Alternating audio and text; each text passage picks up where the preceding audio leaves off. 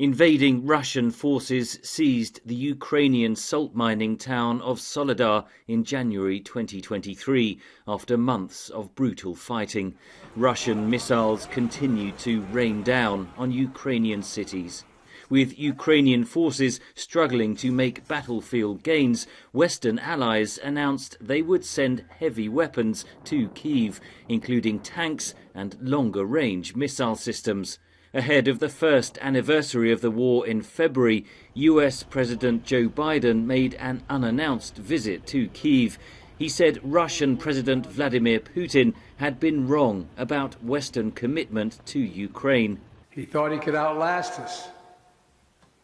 I don't think he's thinking that right now.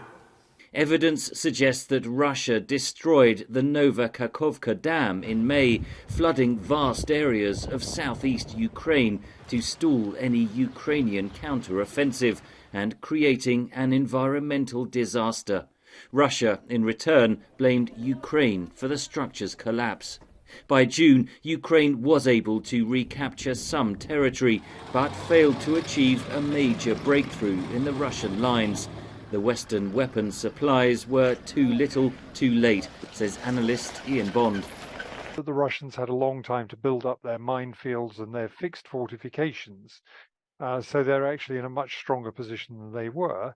And we've been asking the Ukrainians to launch their counteroffensive when they have very little air capability. Mercenaries from Russia's private Wagner army staged a mutiny in June.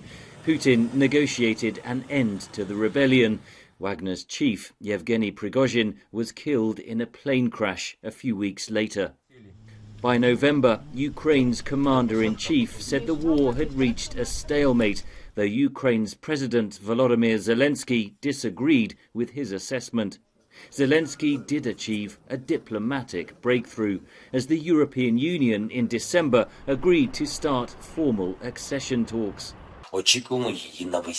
The negotiation process will not be easy, but the main thing is that historically we have made a determination. Ukraine will always be part of our common European home. But that European future remains in the balance, says analyst Olga Tokaryuk. If Ukraine is defeated, if Ukraine fails militarily, all the EU membership negotiations process is worthless. But it will not just be a defeat of Ukraine, it will be a defeat of European Union and the wider West that committed to supporting Ukraine as long as it takes. Ukrainian forces face a long, bitter winter on the front lines, with vital military aid packages held up in both the United States and the European Union. Analysts say Ukraine's greatest concern for the coming year is Western fatigue, as the US presidential election looms at the end of 2024. Henry Ridgwell, VOA News, London.